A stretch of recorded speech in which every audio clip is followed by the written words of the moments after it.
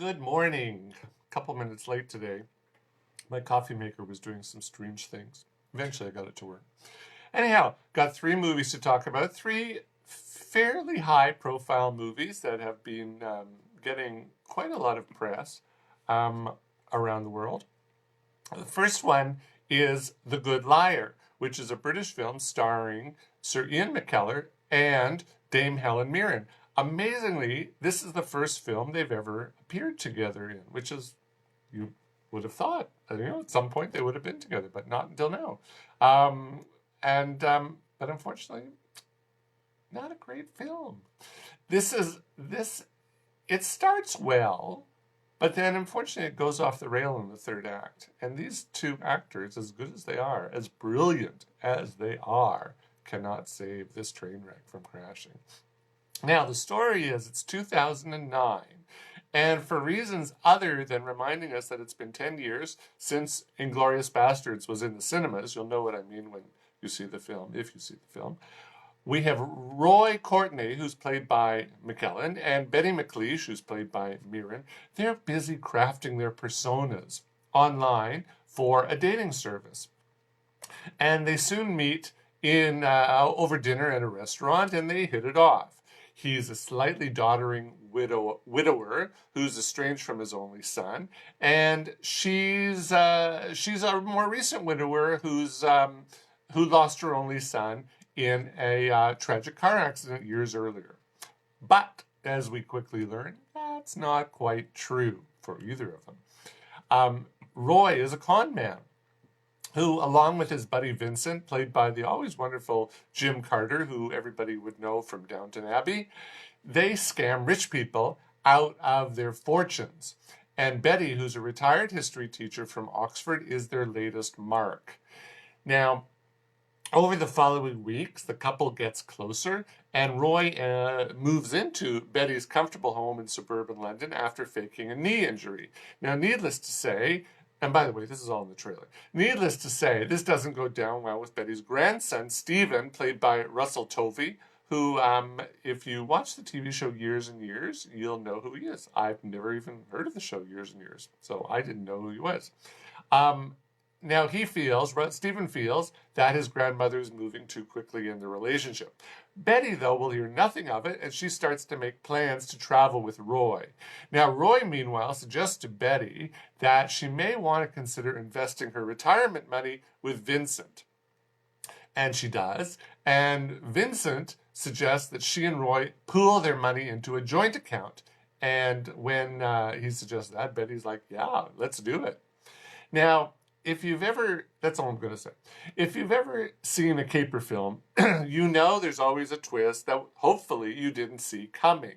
So it's not a spoiler to say that in The Good Liar, there is the con that the audience sees and the con that the audience doesn't see, or hopefully doesn't see, until the big reveal. Now here, unfortunately, it becomes painfully obvious too early on who is zooming who. And right, in fact, I'll tell you something. It opened in England a few weeks ago. A friend of mine saw it, and I said to her before she saw it, I said, "Look, I've only seen the trailer. I don't know anything about the film, but I think they're both zooming each other." I said, "This is just my thought. They're both zooming each other. It's not like he's zooming her. They're both zooming each other." And I said, and here's my theory. And I said, look, I don't know anything about the movie, don't know anything, but I said, here's my theory. And she went and saw the film, she came back and she said, "You're right, but for the wrong reason." So I had the right answer, but I had the wrong reason for why she's zooming him. But she is zooming him. Now, in the film's second act, every time Roy turns his head away from Betty, her blissfully naive grin turns into a frown. So we know that she knows that he's a con. So we know he's a con, and now we know that she knows that he's a con. But why is she going on with it? So clearly she's conning him too. So we know this way too early, which I thought was rather disappointing. And you know what? Look, that's really not a spoiler. You know there's a con going on, right? Now, why she's zooming him, that answer is revealed in a completely contrived third act that stretches the bounds of credulity to previously unseen limits. You know, as it started revealing, I'm going, oh, please don't go there, don't go there, don't go there. And then they went there. And I was like, oh, you didn't just go there. You know, it's ridiculous. It's just crazy. Now, the story is based on a novel by the same name by first-time author Nicholas Searle. So if you've read the book, you know. I haven't read the book. It may have worked on the written page. You know, I'm half curious to read the book now to see how does he handle this, left turn, because it just does not work in this movie. You just go, no, no, no, no, no, no, no, don't go there. It doesn't work, and as a result, even with this a masterclass of performances by these two amazing leads, this film just is a flop. It just doesn't work. It's really, this could have been so much better. I actually liked my theory better, better than Nicholas Searle's theory. I don't know. This is a very disappointing movie. I don't want to say it's a bad movie because the acting is fabulous. It's shot well too, but the story and how it deals with this, reveal, not good. Not good at all. So my advice is wait for it to come to the small screen. It'll come quickly. So that's called The Good Liar. Second film that opened, all these films, by the way, opened yesterday in Hong Kong. The second film I'm going to talk about is Official Secrets, also a British film, and based on a true story.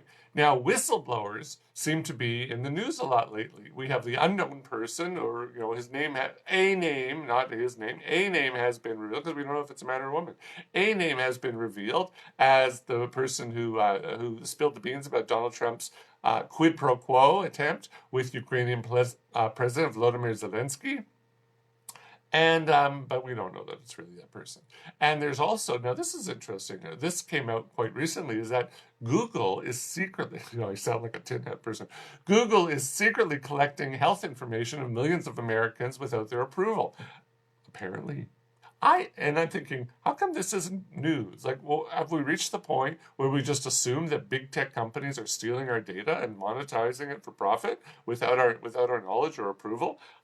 I'm sort of amazed that this is just not news. It's like, yeah, Google's stealing our info. I'm not American, but Google's stealing, God knows who's stealing my information. I've already looked, I was already involved in one hack, but fortunately, my data, I'm sure, is out on the dark web, but so far nobody's tried to hack into me.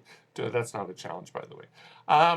Now, Official Secrets recalls the true story of Catherine Gunn, played by Keira Knightley. Everybody knows her from Colette, Collateral Beauty, Jack Ryan, Shadow Recruit, The Imitation Game, Begin Again. She's been in a lot of movies. And Catherine Gunn is a Mandarin Chinese to English translator for the British government's communication headquarters, GCHQ. And she leaked classified information to The Observer, which is a British newspaper, if you didn't know. Now, in 2003, Gunn was sent, the story is, now it's true, in 2003, Gunn was sent an email as part of her duties from a high-ranking British official, a high-ranking official in the U.S. government's National Security Agency, the NSA, requesting British assistance in a secret operation to bug the UN offices of 6 so-called swing nations on the Security Council on a vote to support the American and British proposal to invade Iraq. So remember the story about the weapons of mass destruction that Saddam Hussein was supposedly stockpiling? That's this, okay? That's what this is all about. And we know he didn't have any. But the Bush and Blair lied to the world about it so that they could invade Iraq. Now, Gunn was so angry about her government's propagation of unproven allegations that she printed out a copy of the email and she gave it to a friend who in turn passed it on to reporter Martin Bright, who's played by Matt Smith. He was in TV's The Crown, and he played Prince Philip in the first 2 years of TV's The Crown. Now, 8 months after the newspaper, 8 months after that, the newspaper published.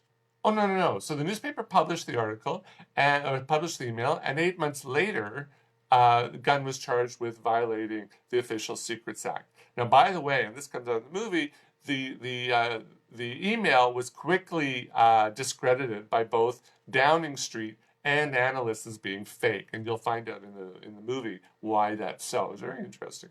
Now, this is Official Secrets. It's fairly interesting, but I have to say it's never quite as gripping as All the President's Men or the more recent film about whistleblowers, Spotlight.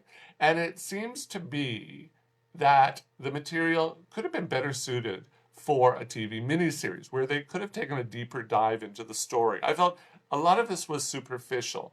There's a lot to cover in 90 odd minutes or whatever, how long the movie is. Let's say 90 minutes. There was a lot to cover, and I would have liked to have had them go deeper. So either make the movie a little longer, or make it a 2 or 3 part miniseries and really get into it. Now, for her part, Knightley does an admirable job bringing personality to a vaguely familiar character. People my age, some people, they do remember this story, but don't know anything about Catherine Gunn. All too often what we know about whistleblowers is what the media tells us about them, but we really don't know the story behind the story. And here we learn that Gunn, she was less an activist idealist than she was simply an ordinary citizen who was fed up with being lied to by her prime minister. So, I thought that, we got to see her a little bit better. And the British government wasn't going to take what she did lying down. And writer-director Gavin Hood, who did Eye in the Sky a couple years ago, he shows audiences, and very rightly so, he shows audiences how that impacted both her and the people around her. And I thought that was a good way to go, because it's not something that's done in isolation. There are consequences, and we see the consequences.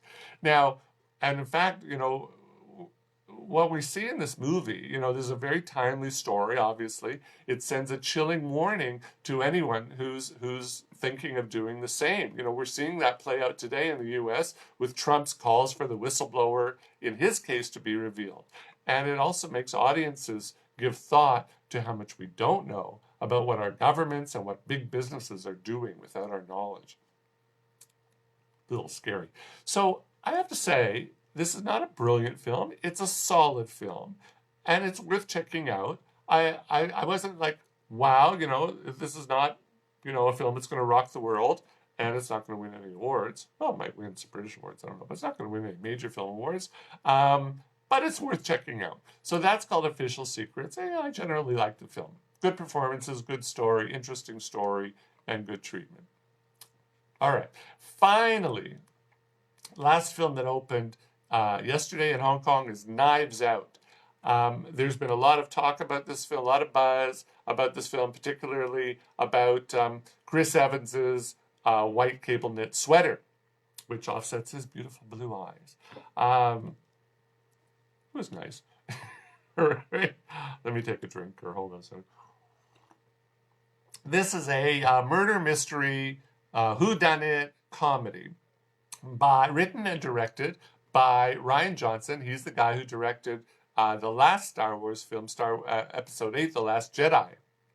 And he's not doing the next one because J.J. Abrams is doing it himself. So this is what he's been doing since Star Wars. Now, the story is it's about Harlan Thrombey, who's played by Oscar winner and fellow Canadian Christopher Plummer. He is an 85-year-old very highly successful, extremely successful mystery writer, and he on his 85th birthday, he decides to write everybody out of his will, like everybody in his family out of his will. And that night, he is discovered dead. So, the question is, who did it? You have lots of people with lots of motives, starting with his eldest daughter, Linda, played by the fabulous Jamie Lee Curtis. Everybody knows her from the Halloween franchise and True Lies and Trading Places. She's been around forever. So that's his eldest daughter. There's her husband, Richard Drysdale, played by Don Johnson, who hasn't been in a movie, as far as I know, for ages. That's for you young people. That's Dakota's dad.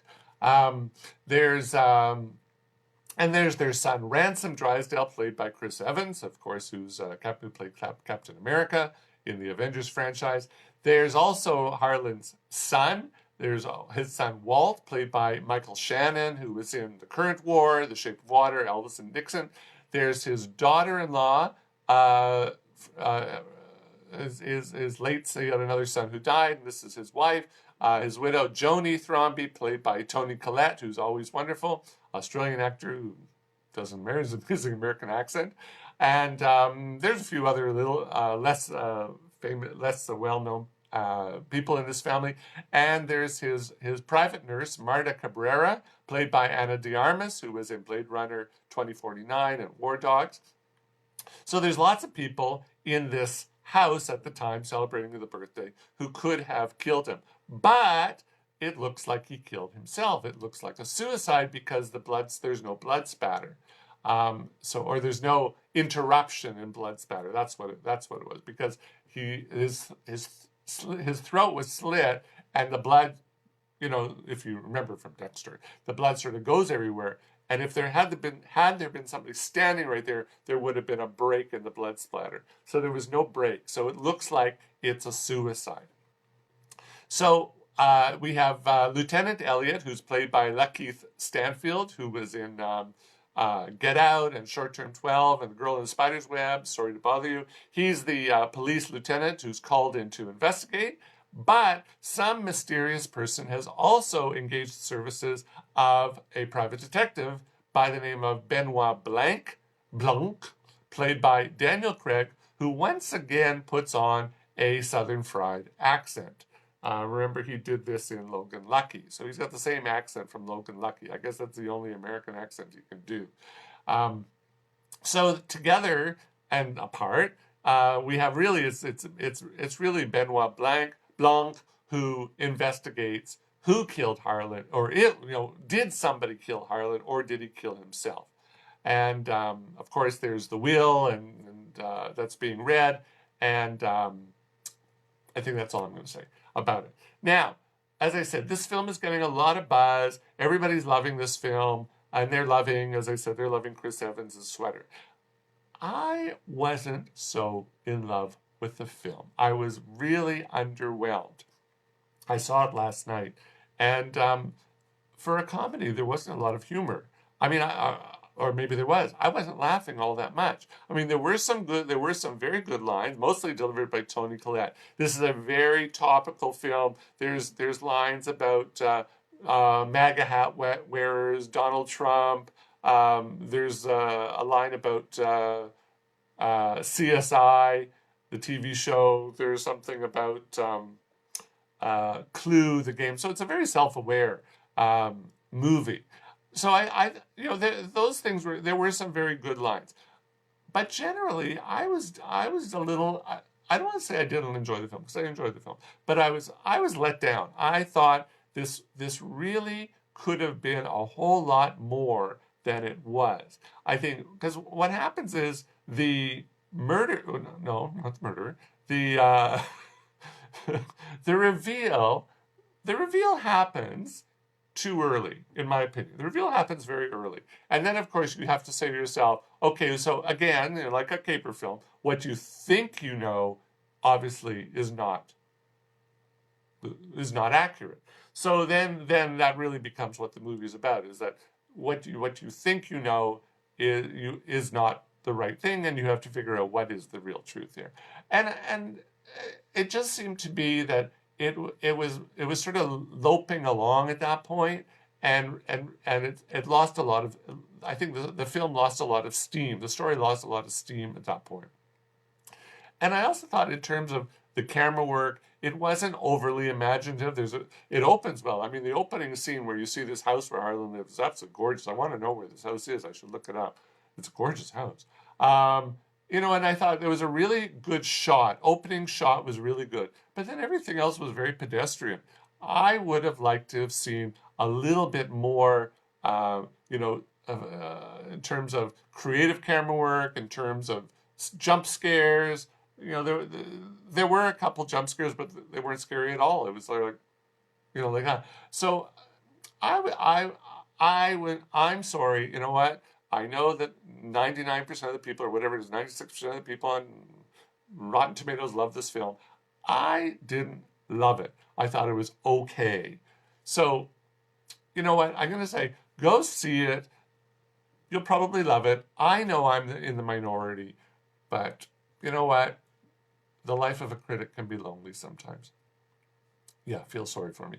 So that, you know, that's called Knives Out. I'm sure you're going to like it.